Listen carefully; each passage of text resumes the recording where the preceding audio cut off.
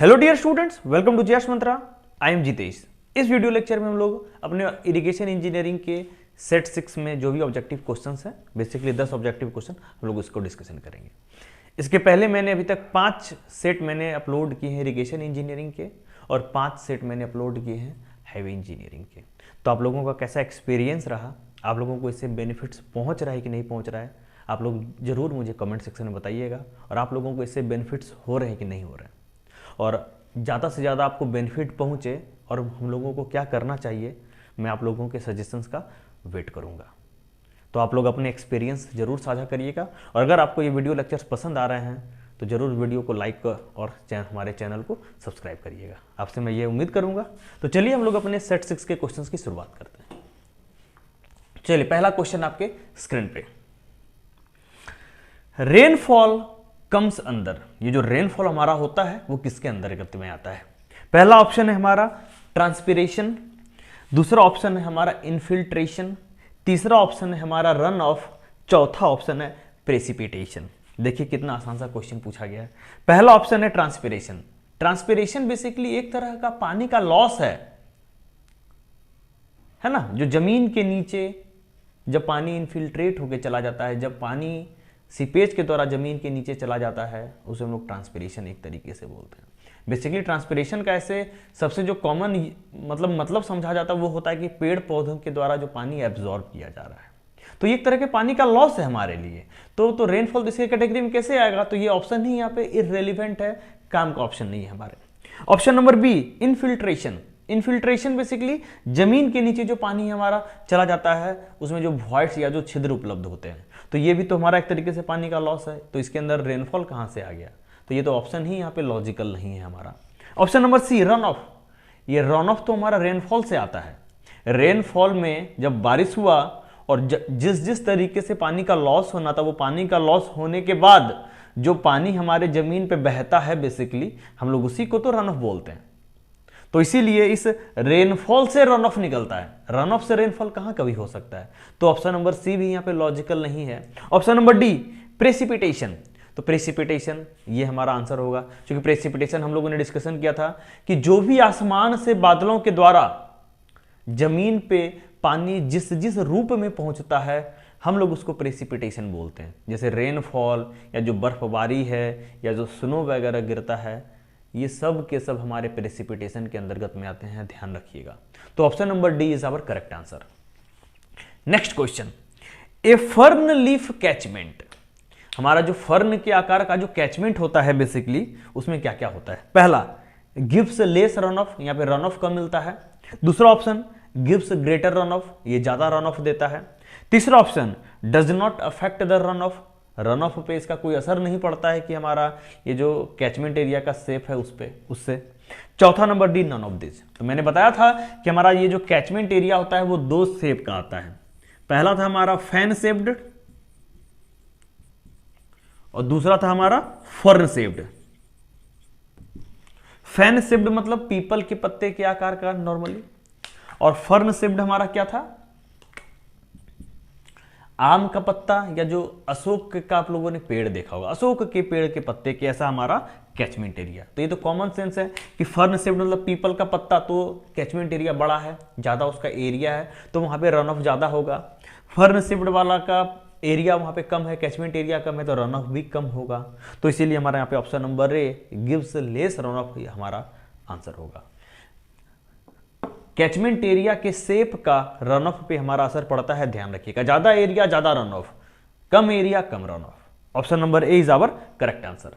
Next question, suitable place for a rain gauge is. Rain gauge के लिए जहां पे हम लोग रेन गेज बैठाएंगे, सबसे उपयुक्त जगह क्या होगा? पहला ऑप्शन, इनसाइड द बिल्डिंग, हम लोग बिल्डिंग के अंदर रेन गेज को बैठाएंगे। दूसरा ऑप्शन, अंडर द ट्री, हम लोग पेड़ के नीचे हम लोग रेन गेज को बैठाएंगे। तीसरा option, near of tall wall, हम लोग किसी बड़ी ऊंची दीवार के बगल में उसको बैठाएंगे। चौथा ऑप्शन, एन ओपन स्पेस, हम लोग एक खुले जगह में रेन गेज को बैठाएंगे। कितना कॉमन सेंस आपको यूज करना है, आप समझ लीजिए, बहुत ही कॉमन सेंस है ना।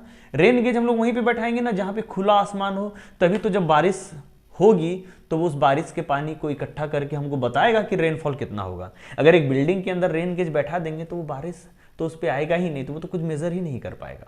और एक पेड़ के नीचे भी नहीं बैठाएंगे क्योंकि वो बारिश फिर उसके तक पहुंचेगी ही नहीं। और एक बड़ी और ऊंची दीवार के बगल में भी बैठाएंगे तो उस तक तो बारिश नहीं पहुंचेगी, या पहुंचेगी भी तो बहुत ही कम मात्रा में, एक्चुअल जो बारिश हो रही है वो नहीं पहुंच पाएगी उस तक। तो इसलिए पहला A B C condition cancel out. Option number D an open space is our correct answer. Next question, which of the following is the rabi crop. हमारा ये जो रबी क्रॉप है निम्नलिखित में से कौन सा है। पहला ऑप्शन है व्हीट गेहूं, दूसरा ऑप्शन राइस, तीसरा शुगर केन, चौथा नॉन ऑफ दिस। तो हमको पता है कि ये जो गेहूं की फसल है वो हमारा रबी का फसल होता है, क्योंकि ये जो राइस धान का जो फसल है ये खरीफ का फसल होता है, और शुगर केन तो सालों भर ईयरली क्रॉप, ये रबी खरीफ दोनों में होता है हमारा शुगर केन। तो इसलिए हमारा option number A wheat is our correct answer. Next question, base period is more for. हमारा जब बेस पीरियड है निम्नलिखित में से किसके लिए ज्यादा होता है। पहला है शुगर केन, दूसरा है ग्राउंड नट, ग्राउंड नट मतलब मूंगफली जो बादाम हम लोग खाते हैं, तीसरा व्हीट, चौथा पोटैटो। तो देखिए व्हीट, पोटैटो, ग्राउंड नट 3 से 4 महीने के लिए ही इनकी खेती होती है। 3 से 4 महीने में फसल पक के मतलब मेच्योर हो जाता है, फसल पक के तैयार हो जाता है। तो इनका जो बेस पीरियड है 120 दिन के आसपास का होता है। 120 दिन, 125, 130 दिन हो सकता है। लेकिन ये जो शुगर केन है पूरा का पूरा 11 से 12 महीने के आसपास हमारे खेतों में खड़ा रहता है। तो करीब करीब 11 से 12 महीना, समझ रहे हैं ना कि 330 से 360-65 दिन तक ये खड़ा रहता है। तो इसका बेस पीरियड 360-365 दिन है के आसपास। तो सबसे ज्यादा बेस पीरियड हमारा शुगर केन का होता है, क्योंकि ये रबी खरीफ दोनों के मौसम में हमारे खेतों में खड़ा रहता है। तो option number A is our correct answer, that is sugar cane. Next question, the percentage of culturable command area proposed for a particular crop season is called. किसी एक क्रॉप सीजन में, किसी एक पार्टिकुलर क्रॉप सीजन में culturable command area के हम लोग जितने प्रतिशत खेती पे हम लोग खेती करेंगे उसको हम लोग क्या बोलते हैं। Basically percentage of culturable command area. तो हमारा ऑप्शन क्या है, पहला frequency of irrigation. Frequency of irrigation हम लोग कितनी बार सिंचाई कर रहे हैं, इसको तो एरिया से मतलब ही नहीं है। तो option number A cancel out. Option number B time factor. Time factor हमारा क्या था कि एक्चुअल में हमारा कैनाल कितने दिन काम कर रहा है, तो इसको भी एरिया से तो कोई मतलब है नहीं, ये तो कैनाल के वर्किंग डे से इसका मतलब है। Option number C intensity of irrigation. चौथा number D gross command area, GCA। Gross command area तो मतलब पूरा का पूरा खेती से रिलेटेड है, सॉरी एक इरिगेशन प्रोजेक्ट में टोटल कितना एरिया शामिल है। तो ग्रॉस कमांड एरिया तो होगा ही नहीं, क्योंकि उसी से तो हमारा कल्चरेबल कमांड एरिया निकलता है।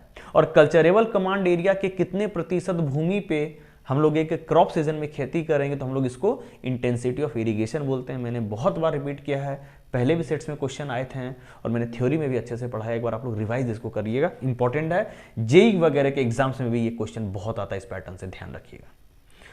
Next question, which of the following is the mechanical methods of lifting water.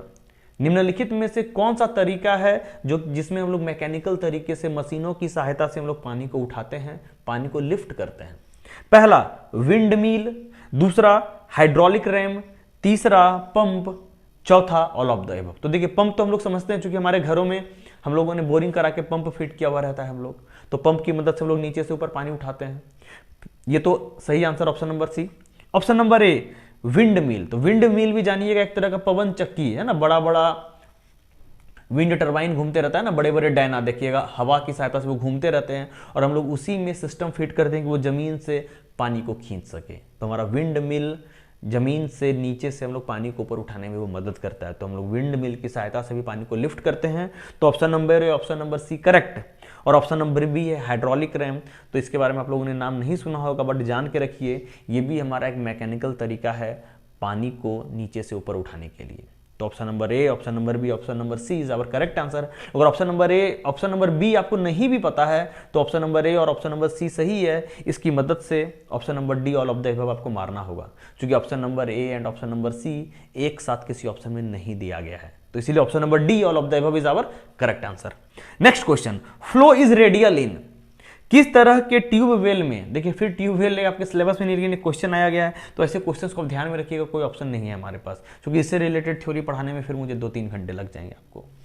तो ये जो फ्लो इज रेडियल, किस तरह के ट्यूबवेल में हमारा जो फ्लो है वो रेडियल पैटर्न में होता है। तो पहला हमारा ऑप्शन है कैविटी ट्यूबवेल, दूसरा ऑप्शन है स्लॉटेड ट्यूबवेल, तीसरा ऑप्शन है strainer tube well, D number option है ऑप्शन नंबर बी एंड सी।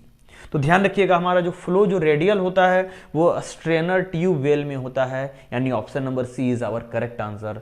ध्यान में रखिएगा इस चीज को। एक ही 2 क्वेश्चन आपको ऐसे वेल और ट्यूबवेल से मिलेंगे, बस उसको आप ध्यान में रख लीजिएगा, आपको फिर परेशानी नहीं होगी। चलिए अगला question, which of the following type of canal carries list discharge, निम्नलिखित में से किस तरह के कैनाल में सबसे कम पानी सबसे कम डिस्चार्ज होता है? पहला है मेन कैनाल, दूसरा है ब्रांच कैनाल, तीसरा है डिस्ट्रीब्यूटरी, चौथा है वाटर कोर्स। तो मुझे लगता है कि आप लोग क्वेश्चंस को आसानी से बना देंगे। देखिए सबसे ज्यादा डिस्चार्ज हमारा होता है मेन कैनाल में, मैं शॉर्टकट में लिख रहा हूं, मेन कैनाल में सबसे ज्यादा पानी, क्योंकि डायरेक्ट जो नदी या रिजर्वायर से जो पानी आता है वो मेन कैनाल में आता है। मेन कैनाल के बाद हमारा पानी आता है ब्रांच कैनाल में, तो मेन कैनाल में सबसे ज्यादा पानी, इससे कम पानी हमारा ब्रांच कैनाल में। फिर ब्रांच कैनाल में हमारा पानी जाता है हमारा डिस्ट्रीब्यूटरी में, तो तीसरा हमारा है डिस्ट्रीब्यूटरी,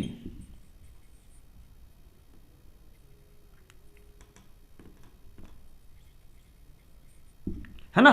तो देखिए हमारा ब्रांच कैनाल से हमारा पानी गया डिस्ट्रीब्यूटरी में, और हमारा सबसे लास्ट हमारा ऑप्शन है वाटर कोर्स। तो सबसे कम हमारा जो पानी होता है वो हमारा वाटर कोर्स में जाता है, क्योंकि वाटर कोर्स में पानी हमारा डिस्ट्रीब्यूटरी से जाता है।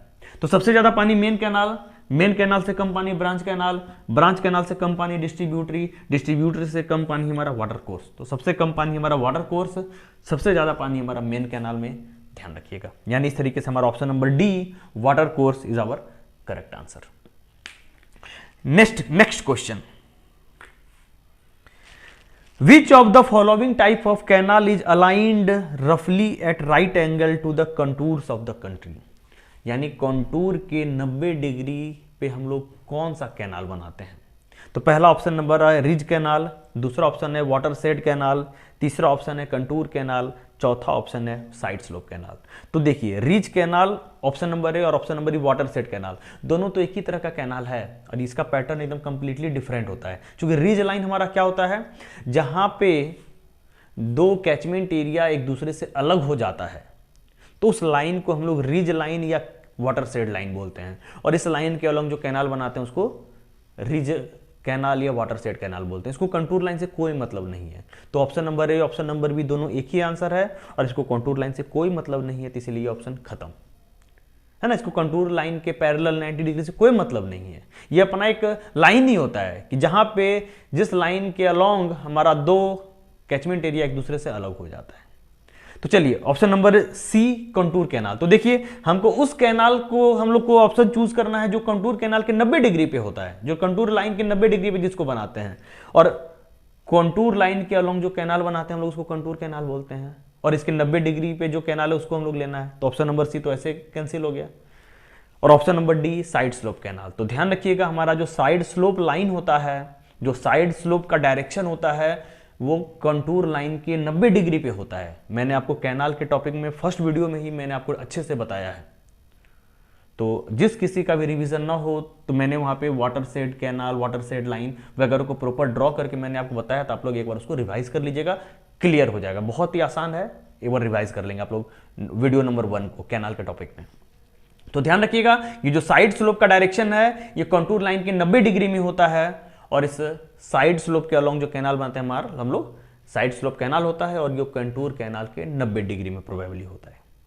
तो इसीलिए हमारा जो आंसर है वो option number D side slope canal होगा। ध्यान रखिएगा बहुत सारे बुक्स में या बहुत सारे इंटरनेट वगैरह पे आपको ऑप्शन नंबर ए रिज कैनाल भी ऑप्शन बहुत जगह दिया है, लेकिन वो गलत आंसर है। आपका यहाँ पे जो आंसर होगा वो साइड स्लोप कैनाल होगा, इस चीज को ध्यान में रखिएगा, कभी कंफ्यूज मत करिएगा। तो चलिए इस प्रकार से हमारा ये सेट यहाँ पे फिनिश होता है। होपफुली मैं उम्मीद करता हूँ कि आप लोगों को इससे बेनिफिट होगा और आपने इस सेशन को एंजॉय किया होगा। तो चलिए हम लोग नेक्स्ट सेट में क्वेश्चन में मिलते हैं। Thank you.